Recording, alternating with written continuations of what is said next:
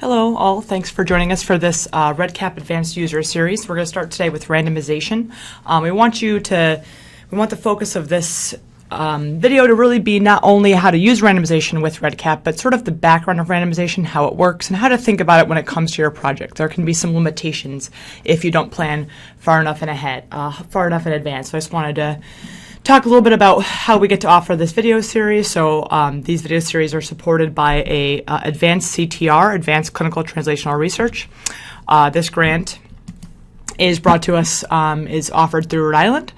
We support clinical and translational researchers. So this covers everything from awards and funding, research resources and services, and then professional development opportunities. And this class is sort of somewhere in between all these things. We're trying to help people that do research in our state be better at using the tools that are available to them. In this case, that would be REDCap.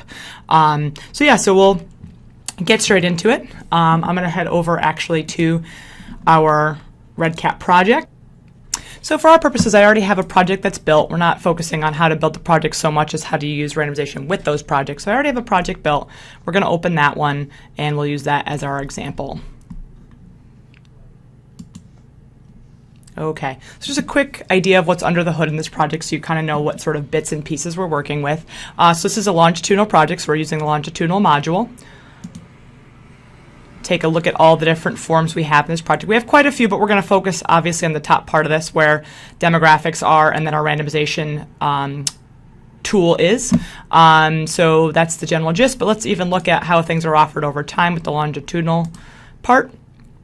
So we have, I forgot to finish editing this, so I'm just going to add this in so we see what our general project will look like. I had used this example for a different arms study as well, so we're going to ignore those arms right now. General idea is we collect a bunch of information for patients at enrollment, and then we follow them over time. In this case, there could be different procedures for a control group versus an arm group. We're going to skip those that detail today. The general idea is we're going to have a groups be randomized, and that's the majority of what we'll cover in this video. Okay, so like I said, we're going to focus on this part of enrollment and what happens up here. So let's go back over to our project setup. So the first thing you need to make sure when you're using the randomization module is that your randomization module is turned on. So that's the easy part. We'll turn that on. It's already turned on for us in this case. We're also going to go back over to our edit instruments. We're going to go to our demographics. So in this case, the randomization module example we're going to go through uses strata. So in this example, we're going to be stratifying our randomization off of sex and off of age. So here's our example. We have age and then age category. So we'll have old and young patients. And then we also have gender. So we have females and we have males. So those are the two strata we're looking to stratify off of. So these variables are already created in our database. So even though we collected age, because we're stratifying off of people being old and young, we actually have a second variable that categorizes age as old or young. So it's basically an extra step that somebody entering data would have to do and establish, not only from the raw age, but what their actual age category would be. Gender is a bit easier. That's already defined for us. So these are the two main variables we're focusing on today. We're going to stratify off of age category and off of gender. So we'll go over actually now to our randomization portion of this. So here's the very top part of our randomization module. So the first thing it's asking is what strata do you want to randomize off of? So as we've already discussed, we're using age category and gender. So those were already, once again, turned on for us, but you could choose from other variables you have. These are already sort of set up for us, so we're going with those. And then you also already have to have your field that you're randomizing to also set up ahead of time. It doesn't do that for you. So basically the strata you need to stratify by have to already be set up as multiple choice fields. And the same is true of the randomization field. So whichever field is going to basically represent their treatment already has to be set up and already has to be a categorical or multiple choice response. So we'll actually go take a look at where that treatment variable is too. So our randomization form is at the end of our enrollment process. We'll look at that.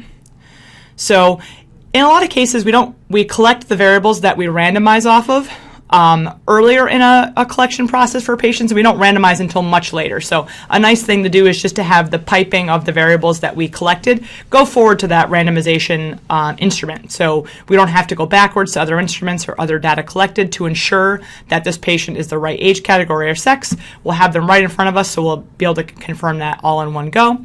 Here's our treatment group variable. It's control versus treatment. And we also have a little thing we'll cover later about how to make it a little easier to have a secondary unique ID come out of your study, but we'll get to that later.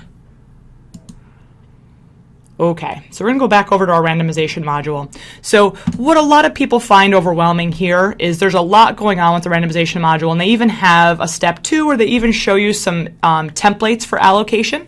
However, a big thing that most people miss is that the examples that are given here are not meant to actually be used for your randomization. A lot of what gets people confused here is that they've never actually done randomization in the real world, and that's very confusing when you get into REDCap if you've never done randomization without REDCap. So usually at this point I take a minute to sort of go over and sort of sketch out what that will look like.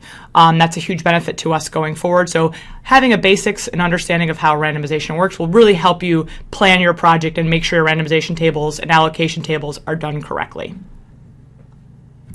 So yeah, we're going to talk a little bit about the concepts that underlie randomization for us. I think what throws a lot of people off is they hear the word randomization and they think random, meaning random numbers, random generation of numbers. But realistically, randomization is a stats procedure that happens outside of REDCap. So the thing that throws most people off is that REDCap actually doesn't do the randomization for us. Randomization happens outside of REDCap, and then REDCap will apply a randomization schedule that is generated outside of REDCap. That's the critical part I think most people miss.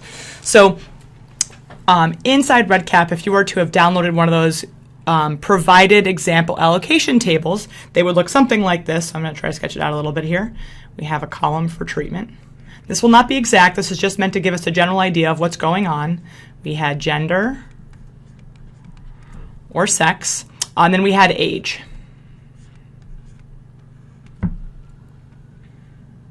So for treatment 1 and treatment 0, let's say we have a female who is old.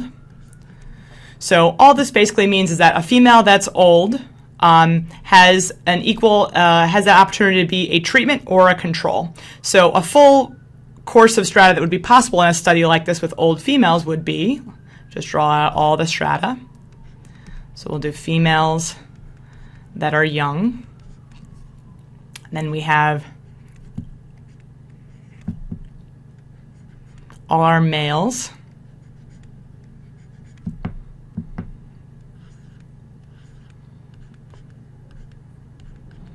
So these are all the strata that would be possible in our study. So we have 8 possible strata across those different treatments.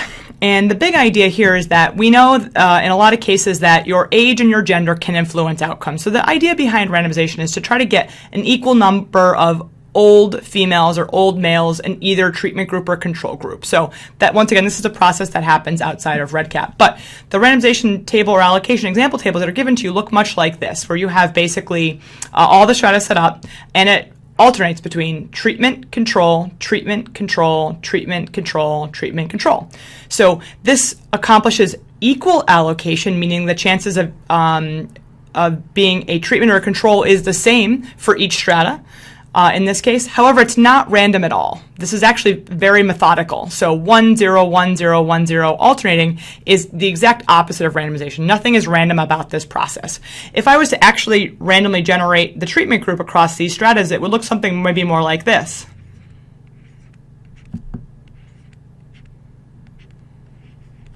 So actually not in any sort of order, but randomly assigned. So this is something, once again, that would happen outside of REDCap. So that's the first thing I want to point out, is the allocation tables that are given inside REDCap are, by definition, not random in any way. They're actually methodical. So that's the first thing. So those allocation tables that are given to you are not random in any way.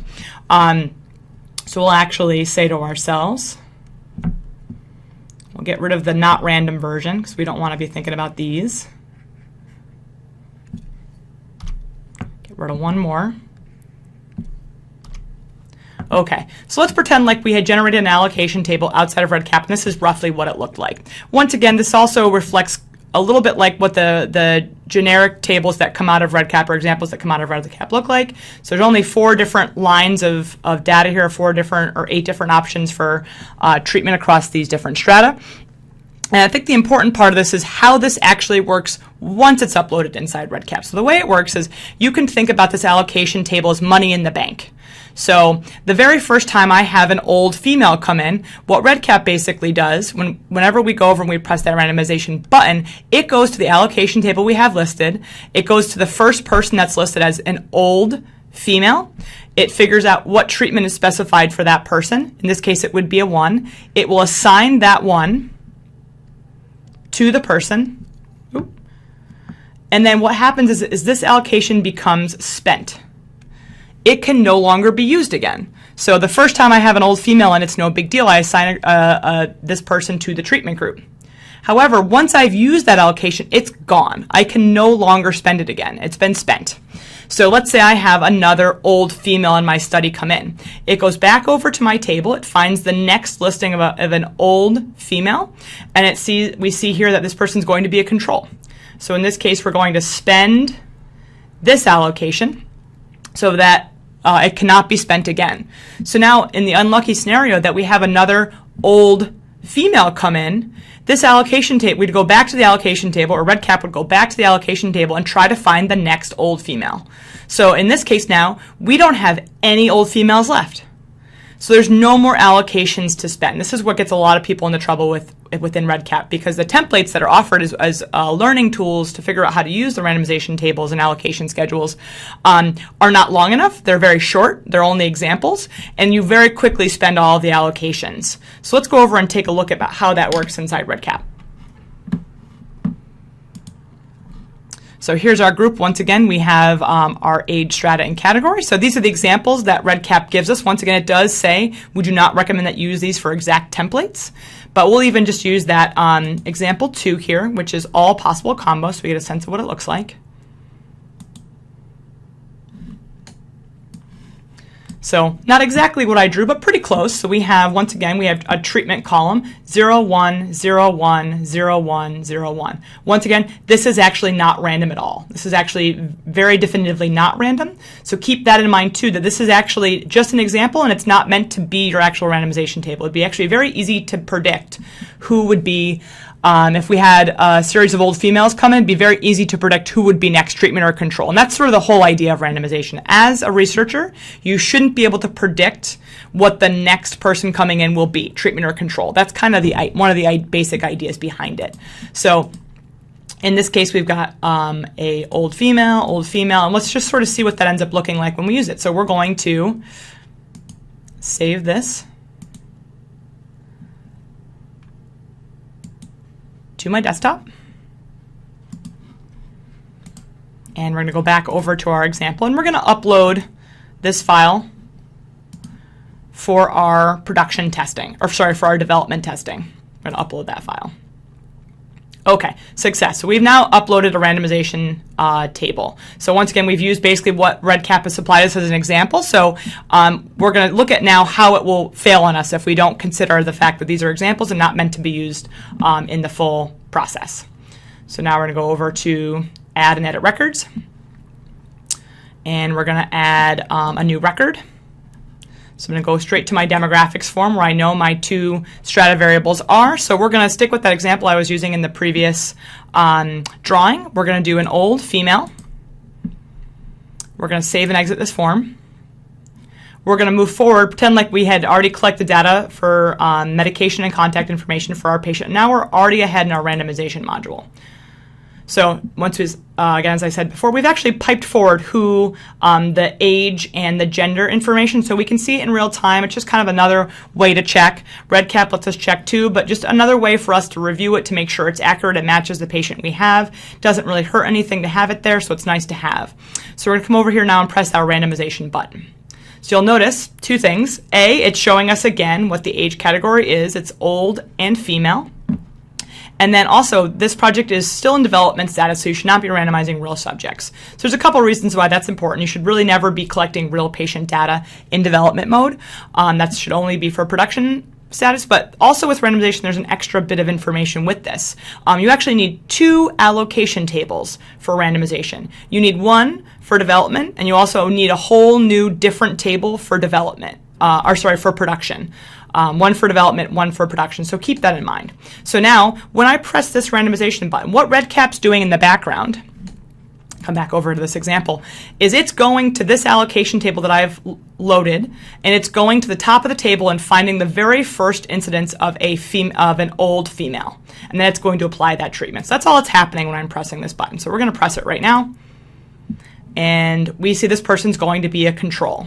So now if we even go look at our Excel document that generated this, so 0, 0, old female, we see at the very top of our list, would be a 0. So that's exactly what happened. It went to the top of our list and it spent this allocation. So that allocation will be gone now.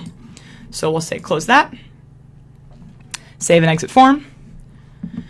So a nice thing that REDCap has built into the randomization module, we go back over to randomization. So this is where we set up our randomization, but one tab over is the dashboard.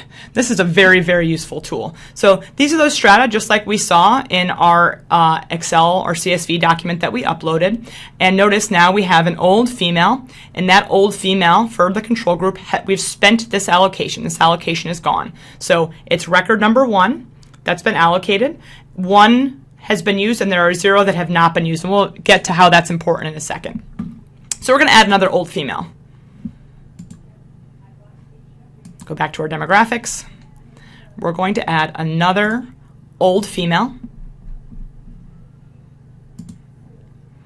We're going to skip ahead once again to our randomization form. It's showing us again this is an old female, and we're going to hit that randomize button where all this is doing is going back to our allocation table for us. So once again, it's an old female. We're going to press randomize. And this person's a treatment. So we would have guessed that actually from looking at our CSV file. So the very first old female would have been a control, and our second old female would have been a treatment. So we could have guessed that very easily because it's just spending from this allocation table.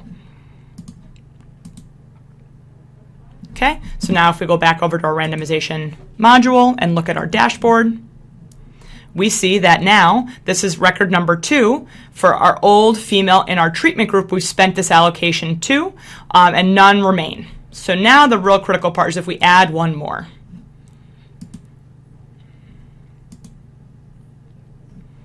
So go back over to old and female. And we'll go to our randomization instrument. And once again, it's old female. Now we're going to press the randomize button.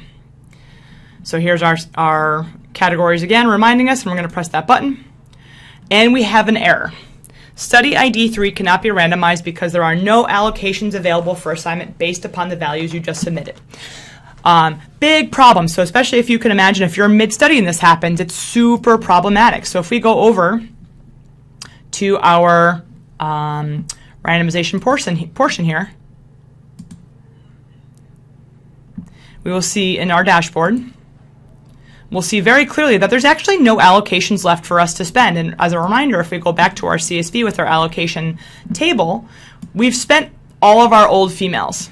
So there's actually no more old females left in our table, so it's not possible for us to spend anymore. This is really problematic when we're mid-study. To change this mid-study is a big pain, and usually you have to rely on an administrator to help you or to do a slight redesign in your project. It can be a real pain. So going back to the idea of our allocation table, so not only keeping in mind that the allocation tables that are given to us by REDCap as examples aren't random because these have not been randomized. Once again, this is a procedure that would happen by a statistician that's helping or supporting your project. But the real important part is that this allocation table needs to be as big as your sample size for your project would be.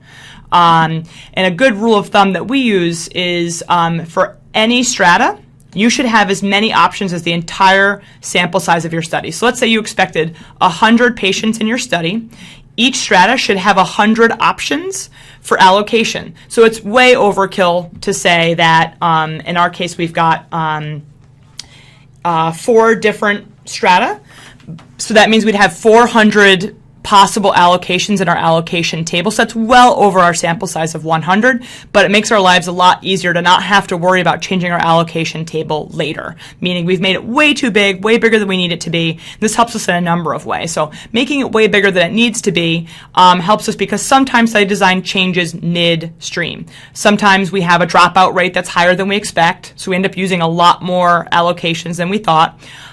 Sometimes maybe our study just gets bigger. We get more funding. We've got another grant, so our study can actually get bigger.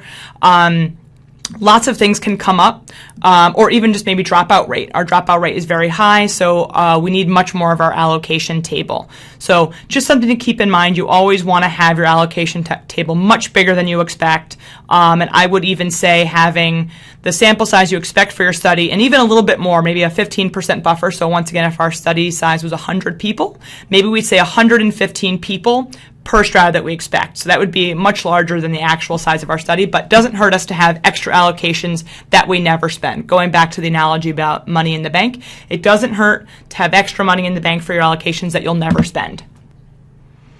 Okay, so now back over in the main project, we're going to go over some other details. So we're going to go back to our allocation table. So we're going to make this much bigger. So let's say our sample size was going to be 10.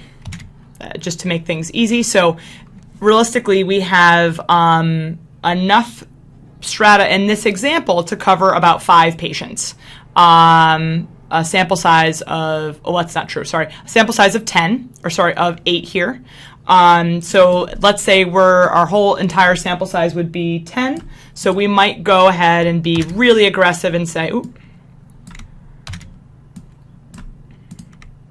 2, 3, 4, 5, 6, 7, 8, 9, 10. We talked about that little extra 15 to 20% buffer. We're going to even do 2 more. Keeping in mind, once again, these are not random. And at the end, I can even show you what a real randomization table might look like. Once again, this is a stats procedure. So not only are we considering how random this becomes, but things like block size and other design features get incorporated here. So it's outside the scope of what we're talking about here. This video is not meant to supplant any advice you get from a statistician or the design part of your study that's required to think through this part. A lot of how your randomization schedule gets developed is dependent on your sample size and the type of questions you have. Keeping in mind too, if you have different sites, that's also an issue, and I'll point out that feature in the randomization module in a second. But this is now a much bigger table than we need.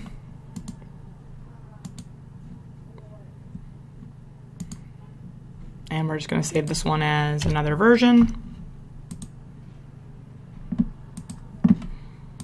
And we're going to go over to our randomization module, and we're going to delete the allocation table. We know that's going to cause some issues, but we're only in production, so it's going to allow us to do that very easily here. And we're going to upload a new one. So we're going to upload our new one. Going back to the idea that we have to have a different allocation table for development and production. So if you had a statistician working with you to generate an allocation table for your study, you want to have them actually develop 2 for you.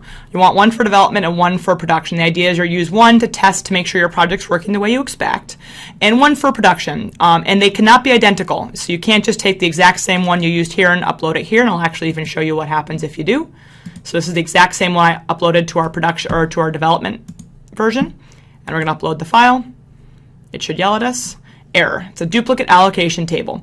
Was not accepted or saved because it matches the other allocation table. And there's a lot of reasons why I think REDCap decides to make this problematic. The main reason being, or to stop you from being able to do this, is that the general idea behind randomization is, as a researcher, you should not be able to predict what the next treatment is for your next upcoming patient. So the idea is, if you used the table for development, you might have already become familiar with it and know the order of allocation. So in this case, having a whole different table with a different order for production is critical, because you might have recalled from testing your project in development what the order, at least for the first few patients, might be. So it's not much extra work for a statistician to develop 2 tables, so I would just make sure that's part of your discussion when you're meeting with the person supporting your project from the stats point of view, and make sure you get 2 tables. It's actually very easy to generate 2 separate tables with different orders of numbers. So for our purposes, I will be silly. The type of difference that REDCap looks to see that your development table is different than your production is very, very simple. So I could even go and be as silly as just swapping these 2 first numbers.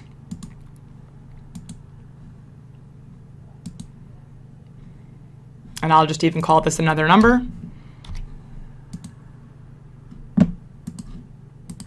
And as silly as this is, I've barely changed the allocation table, but I've changed it enough to be identifiably different. and REDCap lets me do it. So just keep that in mind. You don't want to do that. It's not best practice. Just when you have someone developing these allocation tables for you, I would just go so far to do that. But once again, by the end of this, I'll show you what an actual allocation table looks like. Okay, so now we're going to go over and we're going to add one more person. So we're starting over now because I deleted our last allocation table. Any randomizations in our project have gone away. So actually, I believe if I go to the 2 people already in our study, we might have to re-randomize them. So let's see what happens. I bet you we will. Yeah, so but the fact that we deleted our randomization table, this is especially true in development because there's a lot less security in development with protecting data because you're not supposed to be collecting real data. So without much effort, I deleted our randomization table. And as you can see here, this person we already randomized. And notice our randomization group went away. So keep that in mind. It's very, very easy to delete stuff in development, so just be wary of that. And it's this, the way I'm showing you this today is just for playing around to get familiar with how REDCap works. So once again, this person already has their demographics in there. So in a scenario where maybe you collect the 2 things that you're stratifying your patients by in a previous day or previous days. So instead of having to go all the way back to demographics to remind yourself that this patient was an old female, we've piped it forward for us to see right in real time. So it's nice to have it there as a reminder. I'm going to hit randomize. Once again, this is an old female, and we're going to randomize this patient, and they are now a control group. Okay, so now we're going to go back over to our randomization. Oh, save these changes. Module into the dashboard. So now that we've added a lot of patients here, now you can see what's happened, how the changes between this allocation table or this dashboard and the previous one. So before it used to say 1 and 0 or 0 and 1. So meaning in the not used column, we only ever had 1 to spend for each strata for treatment or for control. So now in this case, we have 12 patients per strata. Per strata, per treatment, per control. So I've completely overdone this. The sample size is way bigger than we would need for our study that's going to have 10 people in it, but that's great. We want that. So now each group has, our strata for old females has 11 or has 12 plus 12, so has 24 possible allocations we could spend. That's way more than we need for our study design, but we want that. We want to be safe. We don't want to have to revisit this process. We want to have enough in there to spend throughout our study. So way more allocations than we need doesn't hurt, and it's always good practice to have them. So as I promised before, I wanted to show you what an actual allocation table looked like with actual randomization. Notice this first column here is called block number. So this is actually part of this randomization scheme that was generated. We had a certain block size we had intended. This is part of helping us achieve equal allocation. That's the other sort of trick to randomization, is that randomization for small sample sizes can be really tricky because it's actually really likely that you'll get unequal allocation, meaning more treatment than control or more control than treatment. So one way to get around that is to use block size to actually help control and have equal allocation between your treatment and control group. Once again, this goes back to the fact that really allocation tables and their generation for randomization is really a stats procedure. So really make sure that you consult with someone for your project and what makes sense for your design. But going farther down that path, the block size for our study, this example study, was very, very small. It makes this text a little bit bigger. We wanted to ensure that for each block that we actually had equal allocations of treatment, control, treatment, control, control, treatment, control, treatment, treatment, control, control, treatment, treatment, control. So you can see how the order of it actually mixes up. It's not always control, treatment, control, treatment, control, treatment. That's something that we did obviously outside of REDCap. That's really good to just see what that sort of looks like. And in this case, we have a very large table. We didn't have a huge study design. I think we were only expecting maybe 30 patients. This is way overkill, way more than we need, but we wanted to make sure we weren't running short of randomizations for our study design. So that's how one might actually look. In this case, we were randomizing by age category, so similar to our last example, and then whether or not the patient was inpatient or outpatient. So that's kind of a general idea of what one might look like. Okay, so a couple other details I wanted to cover before we sort of wrap up this video on randomization, but a couple more details to think about. So oftentimes, most people are doing randomization and they're only at a single site. But notice that in our setup for randomization, there's an option to actually randomize by group or site. And this changes things a little bit, not so much, not terribly, but it's a really important thing to consider, especially if you have more than one site.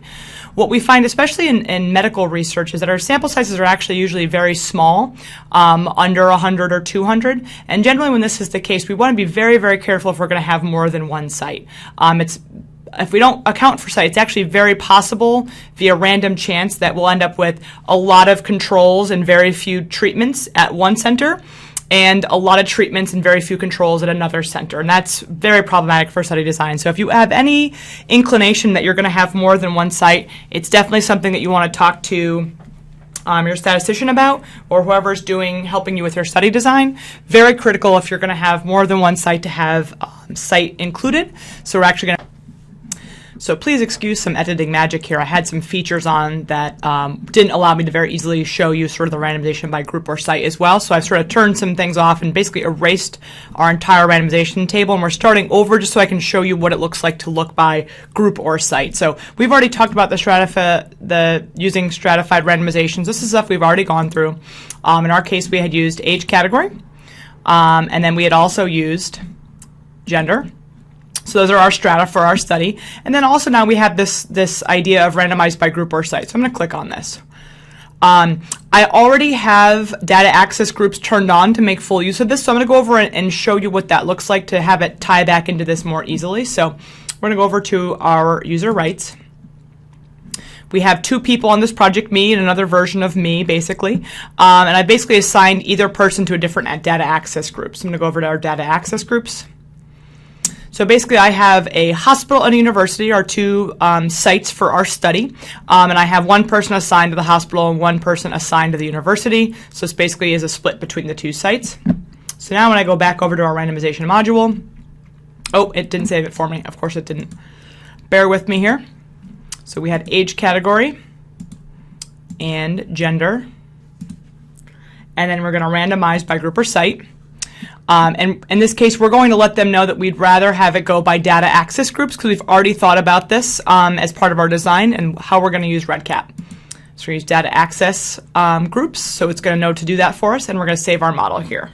Oh, and sorry, we have to choose our randomization field. So this will be treatment group again.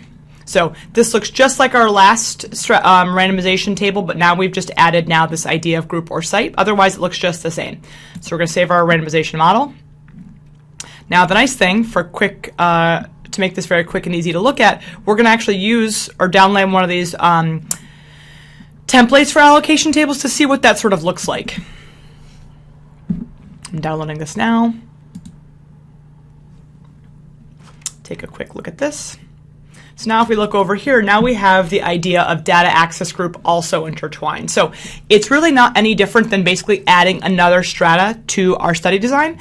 But now instead of it being a variable we collect, it's a variable we assign to a user. So now it's on the researcher who's entering the person to our REDCap database to decide which strata they end up in. So all this basically means when you are talking to your statistician or who's helping you with your study design about how your allocation tables will be generated is you're basically generating a full randomization table for one site and then a full table for another site, and then you're just appending one to the other.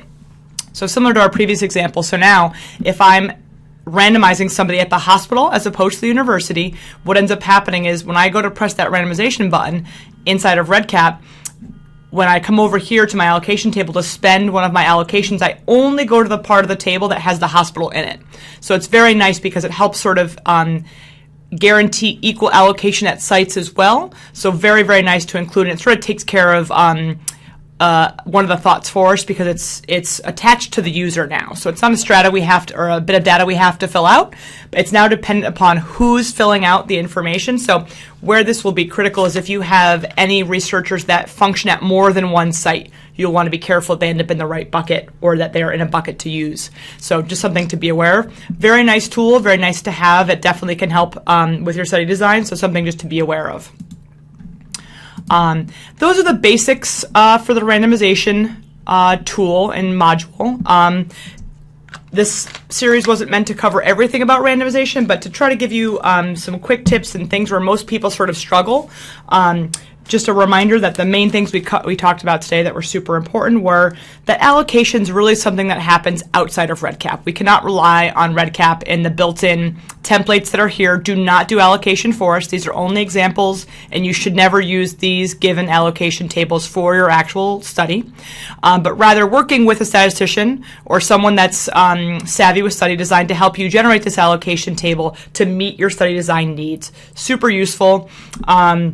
And then really the last take home is whoever's helping you generate that table that they need to generate 2 tables, a development and a production one, and you want to have way more allocations that you need per strata if you're using stratification for your data set. So if your entire study design is 100 people, you want to have at least 100 people per strata, and then even some room for dropouts. So maybe 120, so a 20% buffer for dropouts. So just things to think about. Thank you very much for your time today, and hopefully you got something out of the randomization module and how to use your randomization module.